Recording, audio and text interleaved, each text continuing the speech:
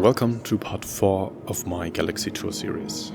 For everyone that is new here, disclaimer first, everything you're about to see is fan-made. The Galaxy is still in concept. I just reconstructed the whole ship according to the official blueprints.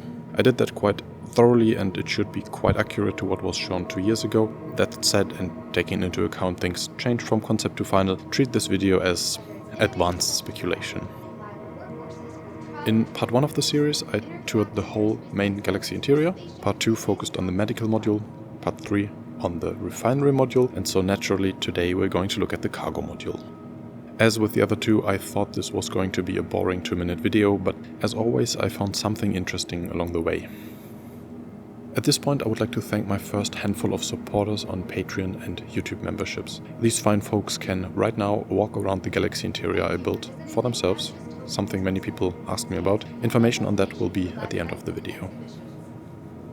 And now, before we finally dive in, I have to do some housekeeping because of some recent updates regarding the Galaxy. If you're up to date, there are timestamps provided to jump ahead.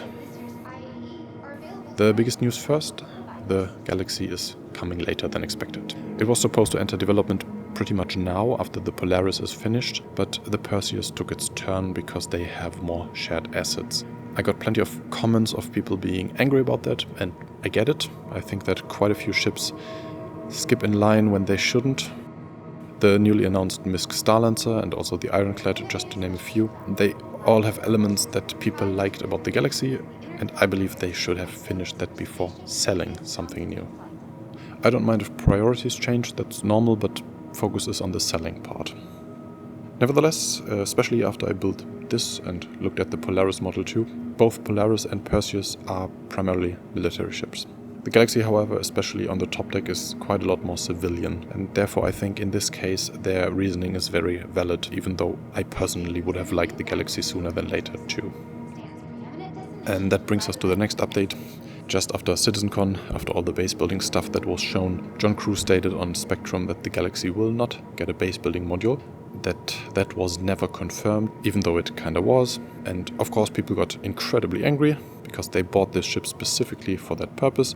Long story short, CIG pedaled back and the Galaxy is getting a base building module at some point in the future, whenever that may be, as well as a manufacturing module. Does that mean that I have to produce more Galaxy videos? I guess it does. But for today, let's head inside and have a look at the last of the 3 original modules the Galaxy was announced with 2 years ago.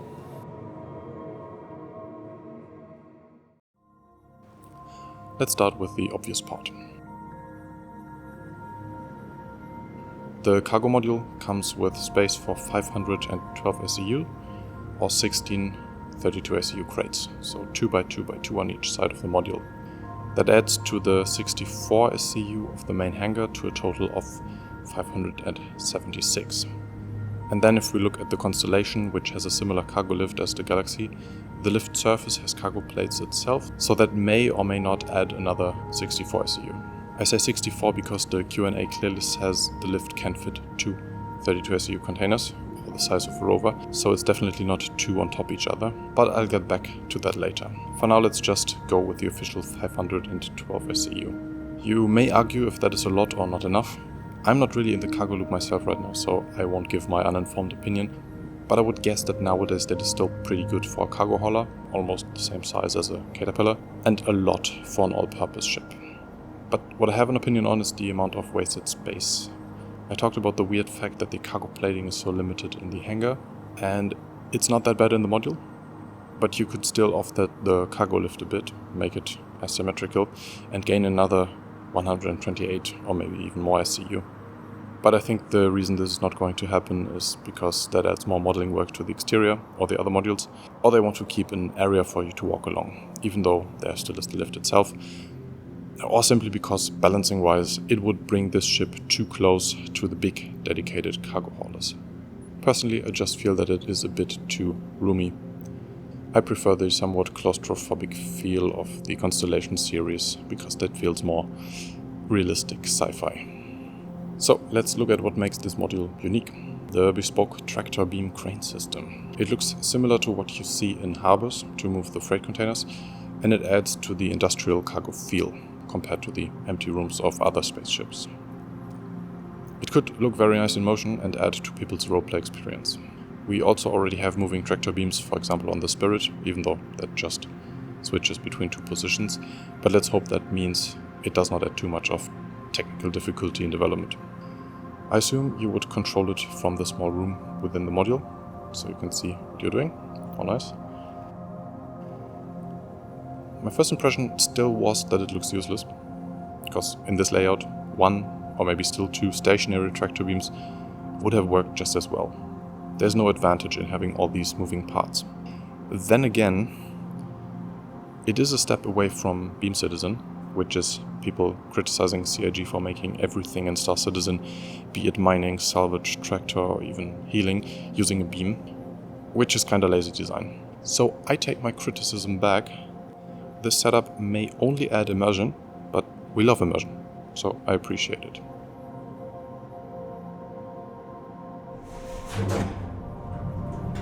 Let's have a deep look at the lift now. I already said that it might only be able to hold two 32 SCU boxes instead of 2x2, and that might be because the lift does not extend enough down to allow you to stack two. At least they could design it like this by choice and still fit the Ursa, which is only 3.5 meters high, while two crates add to 5 meters. If that is the case, you might still be able to get in two crates, hold them in the air with a tractor beam, bring in two more, and then put the two back on top of the others safely. That might not work, or they might not snap like they would on a cargo grid. It would definitely be tedious, but it might add another 64 SCU. Another problem that I see is that it might be hard or impossible to load cargo onto the lowered ramp with the tractor beams from the inside because of the angle. So there might either be another set of tractor beams on the outside of the ship, or it would rely on using the big handheld tractor beams for that part. Either way, I think you can already tell and see that this ship will not be as efficient when it comes to loading if you compare it to a C2 or a Caterpillar, which allow for a lot more work to be done simultaneously. Another crazy idea to make this more efficient would be to have the whole module be just one massive lift, like in the Constellation, but that would be technically challenging, as you would have to build a slightly different outside hull for the different modules, and that would also make it too efficient compared to, again, other dedicated haulers. That's all I really have to say about the cargo module as such, but I got a lot of questions what ships the Galaxy could fit, and since this module gives the most room for that, I would like to try a few more. And here's a quick list of ships I have already tried, with videos and timecodes in case you missed them. Let's start with something fun. I was asked how many Mirai pulses the Galaxy could potentially hold, and the answer is yes. Okay, this is a little silly. This does not really help anyone, but just for context, these here are 350 bikes, and I left a little room for walking. So as long as the servers do not allow more than 400 players, I feel like you could literally bring one for everyone.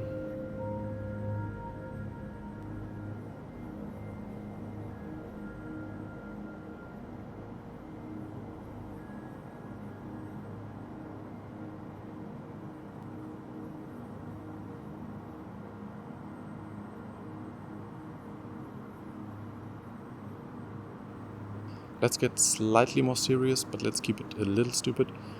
The Mirai Fury was requested a lot too, which makes sense, because thanks to its tiny build it can add a small squadron to protect your ship.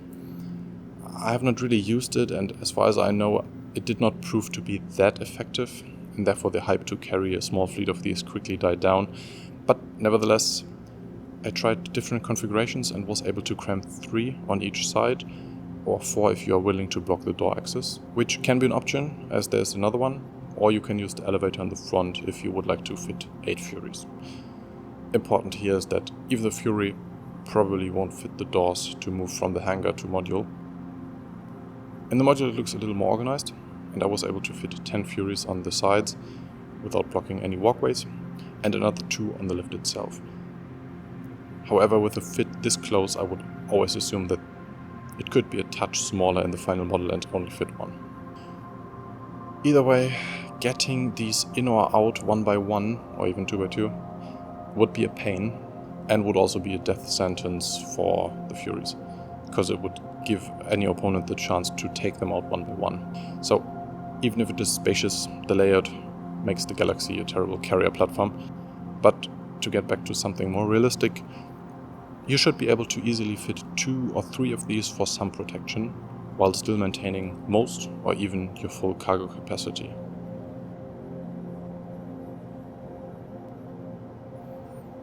Let's talk about ground vehicles. I tried rocks in the refining episode, but what about tanks? As you can see, I was able to get a ballista in, but only this way around. The nose has to fit into the doorway. Also, more importantly, there is no ramp in the back, so you would have to get it in from a different ship, or if the MPUV can tractor it that way, so probably not effective. And the Nova has a similar problem. While the hangar could fit 1 and the module another 2, it seems to be just a little too big to fit onto the lift.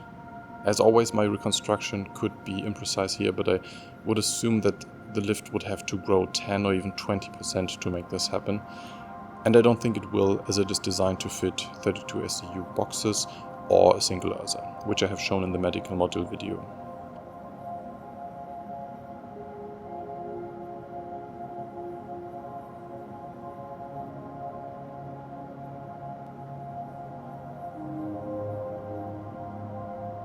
And that marks the end of this tour. Thank you very much for watching to the end. As I mentioned in the beginning, this interior you just saw is now available for patrons and channel members in a simplified version. If you are, with the release of this video there is a new version of the scene online. You can play that in your web browser. Loading takes a while now. And I now added a terminal to the small room next to the hangar from which you can swap out the modules. You will also find that the captain's quarters received some polish, which I'm not going to spoil here, but you can find your credit there as well. If you want some more information about joining, there is a video pinned in this video's description. And now thank you once more for watching and commenting, and see you in the verse.